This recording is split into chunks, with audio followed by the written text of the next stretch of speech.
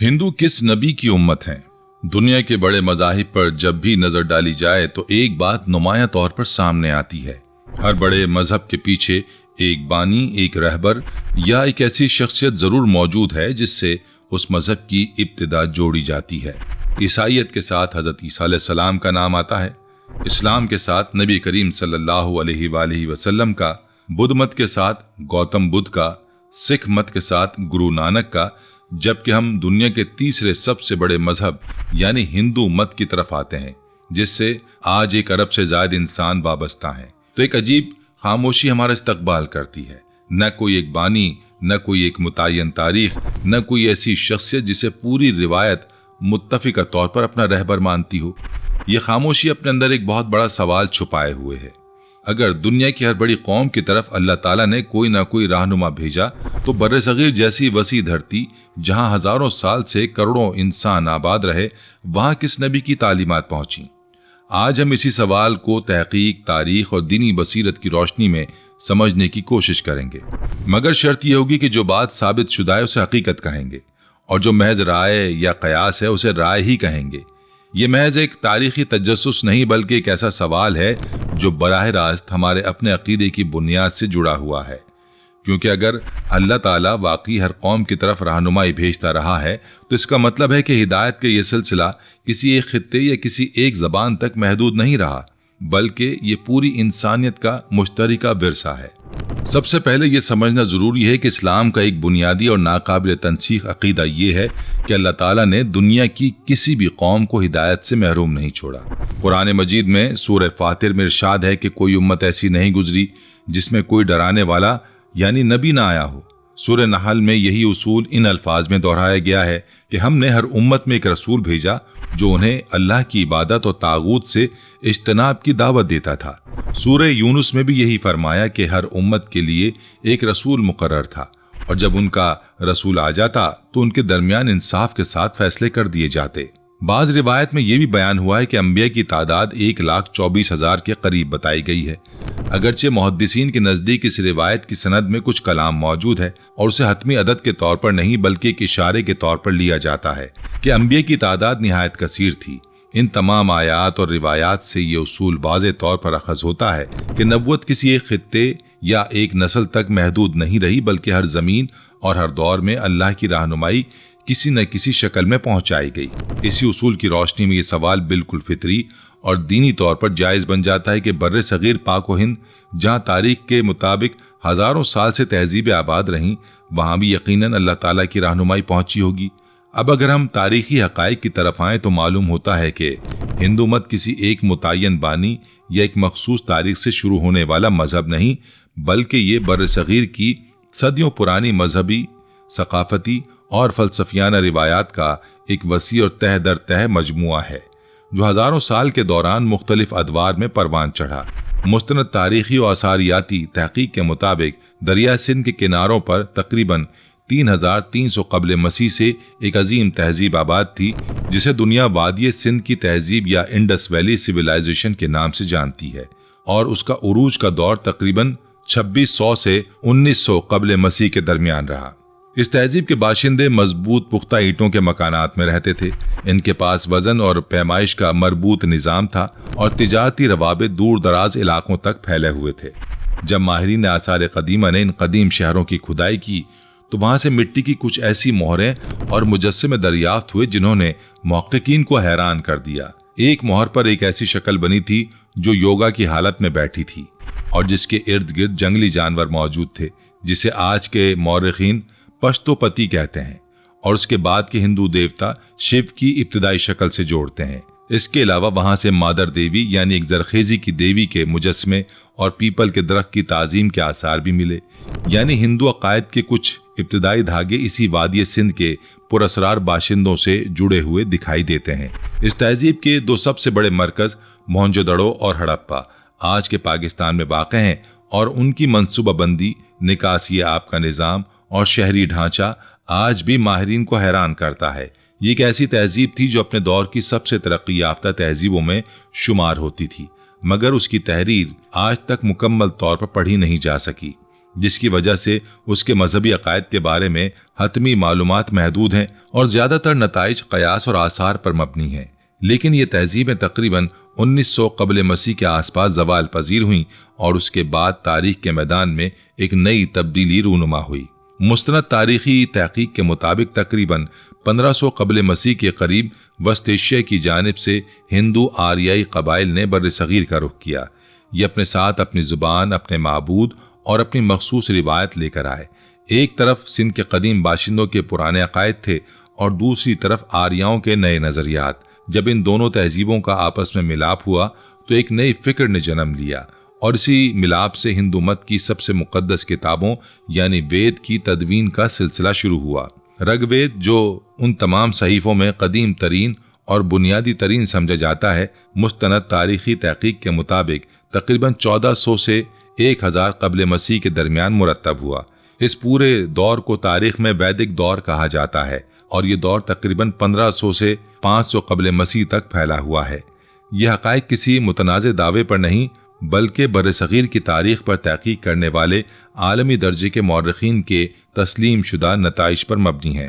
ابتدائی ویدرک دور میں آریہ کسی ایک مورت یا بت کی پوجا نہیں کرتے تھے۔ وہ فطرت کے مظاہر یعنی چلتی ہوئی ہوا، چمکتا ہوا سورج، کڑکتی ہوئی بجلی اور جلتی ہوئی آگ سے خوف کھاتے اور انہیں دیوتا مان کر ان کی عبادت کرتے تھے۔ ان کا سب سے بڑا دیوتا اندر تھا، جسے وہ بارش اور جنگ کا دیوتا مانتے تھے۔ وہ آگ جلاتے، اس میں قربانی دیتے اور سنسکرت زبان میں مذہبی اشعار یعنی منتر پڑھتے تھے۔ اسی دور کو کوئی گیا یا فائر سیکریفائس کا دور بھی کہا جاتا ہے۔ اب سوال یہ پیدا ہوتا ہے کہ جو روایت کبھی صرف ہوا، پانی اور آگ کی تعظیم سے شروع ہوئی تھی، وہ آگے چل کر کروڑوں دیوی دیوتاؤں اور ایک پیچیدہ نظام میں کیسے بدل گئی؟ اس سوال کا جواب سمجھنے کے لیے ہمیں خود ہندو مت کی سب سے مقدس اور قدیم کتابوں کا رخ کرنا پڑے گا۔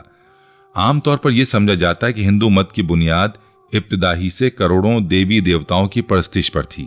جب ہم رگ وید کے قدیم متن کا مطالعہ کریں تو ایک نہایت معروف اور دنیا بھر میں وسیع پیمانے پر نقل کی جانے والی سطر ملتی ہے، یعنی سچائی ایک ہے مگر دانا لوگ اسے مختلف ناموں سے پکارتے ہیں۔ یہ سطر رگ وید کے پہلے منڈل کی 164ویں سورت کی 46ویں آیت میں موجود ہے اور تقابل ادیان کے میدان میں کام کرنے والے محققین اسے ہمیشہ ایک اہم حوالے کے طور پر پیش کرتے ہیں۔ یہ سطر اس بات کی طرف واضح اشارہ کرتی ہے کہ قدیم ترین ہندو مذہبی فکر میں ایک اکیلی بنیادی اور حتمی حقیقت کا تصور موجود تھا، جسے بعد میں انسانوں نے مختلف ناموں، شکلوں اور رسومات میں تقسیم کر دیا۔ یہی وہ نقطہ ہے جہاں اسلامی نقطہ نظر اور تاریخی حقائق آپس میں ملتے ہیں، اور اسے سمجھنے کے لیے ہمیں نبی کریم صلی اللہ علیہ وآلہ وسلم کی ایک نہایت مستند اور معروف حدیث کی طرف رجوع کرنا ہوگا۔ نبی علیہ الصلوۃ والسلام کا ارشاد ہے، جو صحیح بخاری اور صحیح مسلم دونوں میں موجود ہے، کہ ہر بچہ فطرت پر پیدا ہوتا ہے اور پھر اس کے والدین اسے یہودی، عیسائی یا مجوسی بنا دیتے ہیں۔ اس حدیث کا مطلب یہ کہ ہر انسان کی تخلیق میں اللہ تعالیٰ نے ایک ہی خالق کی پہچان اور اسی کی طرف مائل ہونے کا فطری رجحان و ودیت کر رکھا ہے۔ یہ فطری رجحان کسی ایک قوم یا نسل تک محدود نہیں، بلکہ یہ ہر انسان کی سرشت میں موجود ہے، چاہے وہ کسی بھی خطے یا دور سے تعلق رکھتا ہو۔ یہی وجہ ہے کہ دنیا کی تقریباً ہر قدیم تہذیب کی سب سے ابتدائی مذہبی روایت میں کسی نہ کسی درجے میں ایک اعلیٰ و برتر ہستی، ایک خالق یا ایک بنیادی سچائی کا تصور ضرور پایا جاتا ہے، چاہے وہ قدیم مصری تہذیب ہو، میسوپوٹیمیا کی روایت ہو یا بر صغیر کی ویدک فکر۔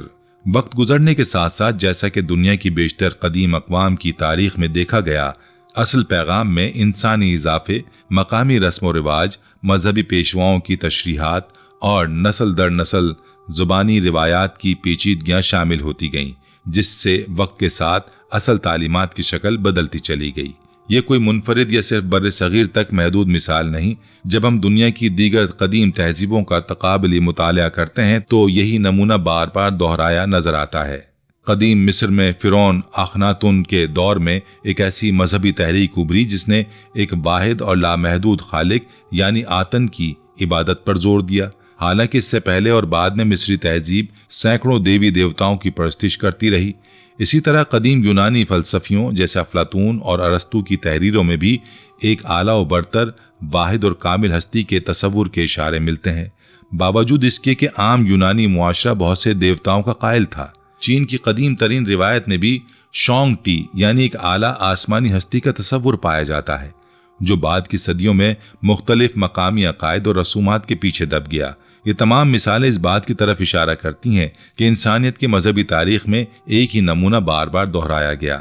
آغاز میں ایک سادہ، واحد خالق کا شعور، اور پھر وقت گزرنے کے ساتھ ساتھ انسانی تشریحات، مقامی روایات اور مذہبی پیشوائیت کے زیر اثر اس شعور کا پیچیدہ اور کثیر دیوتا پرستی میں تبدیل ہو جانا۔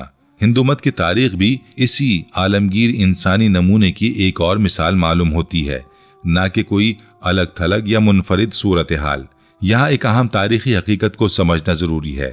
وید صدیوں تک تحریری شکل میں محفوظ نہیں تھے، بلکہ یہ نسل در نسل زبانی روایت کے ذریعے یعنی استاد سے شاگرد کو زبانی رٹا لگوا کر منتقل ہوتے رہے۔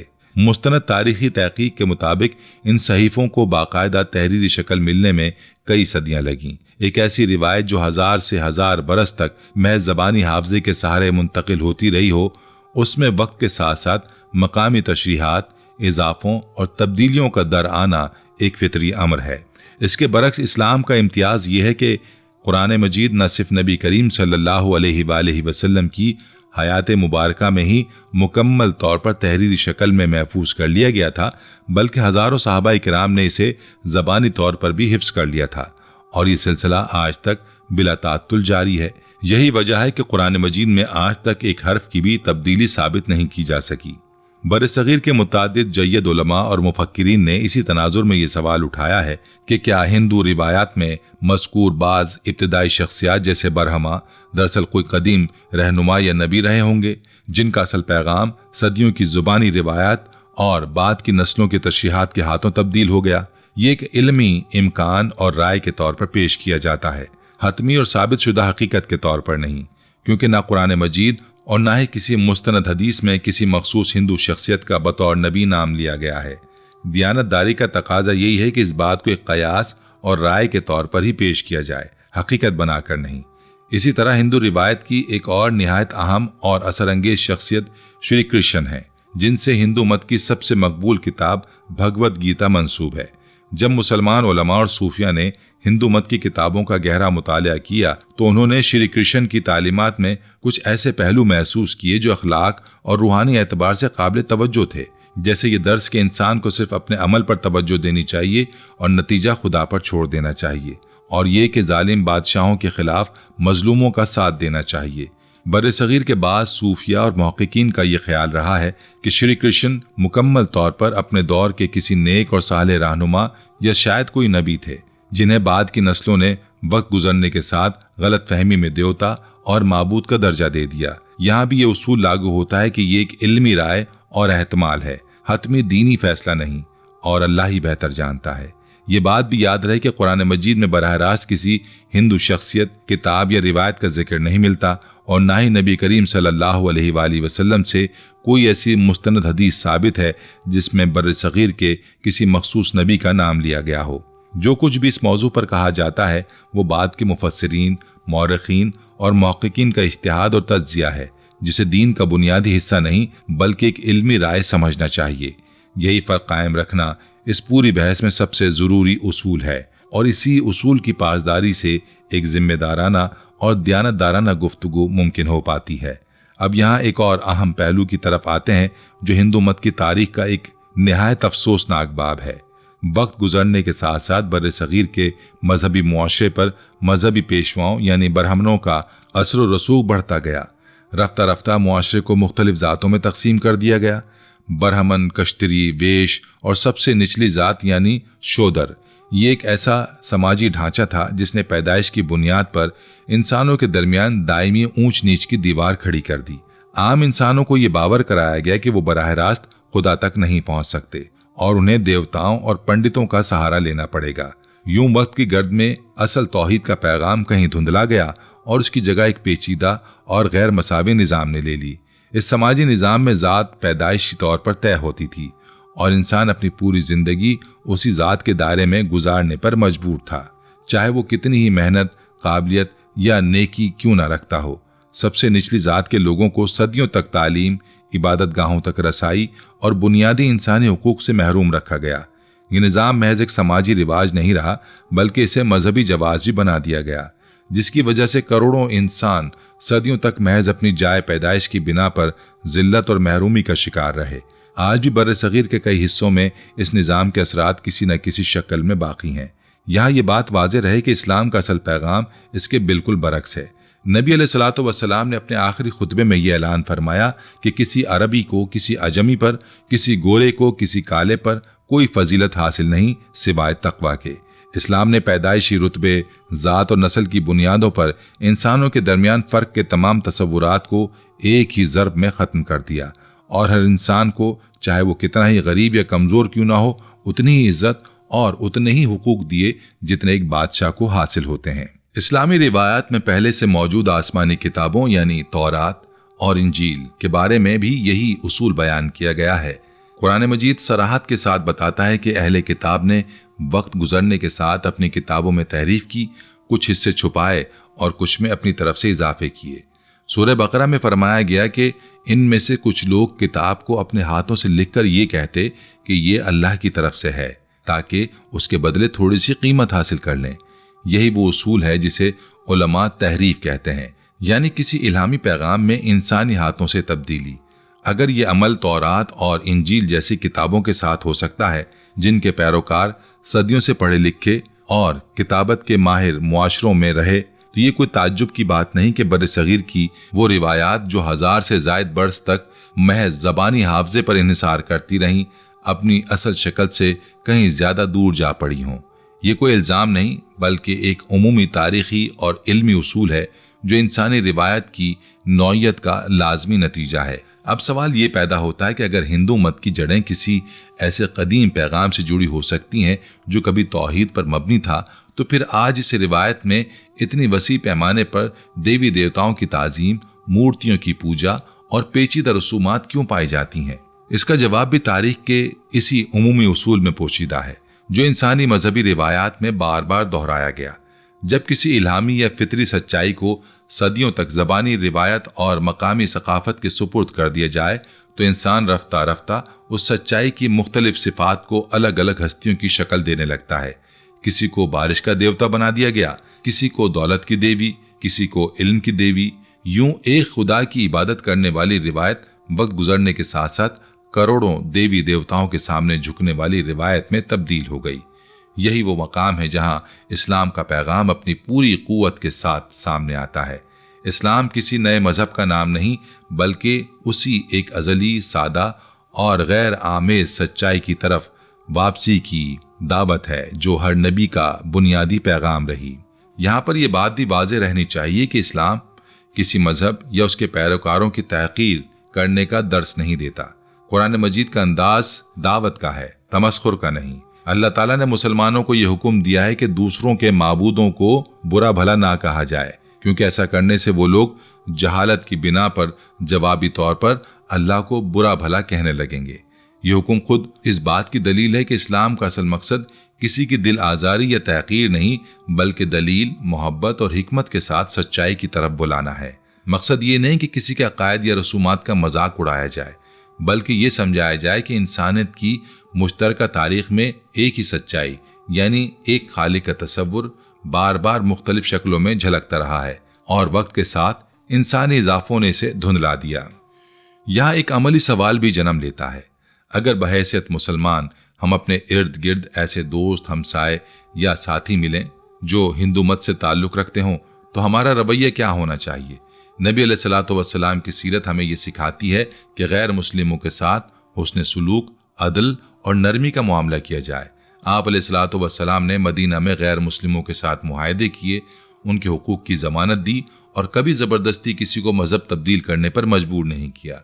कुरान मजीद का वाज़ेह उसूल है कि दीन में कोई जबर नहीं। इसलिए इस मौजू पर गुफ्तगू का मकसद किसी को नीचा दिखाना या मजाक उड़ाना नहीं, बल्कि दलील और मोहब्बत के साथ एक ऐसी दावत पेश करना है जो खुद उसी सच्चाई की तरफ इशारा करती है जिसकी गूंज हमारी तहकीक के मुताबिक खुद हिंदू मत की कदीम तरीन किताबों में भी किसी न किसी सूरत बाकी है।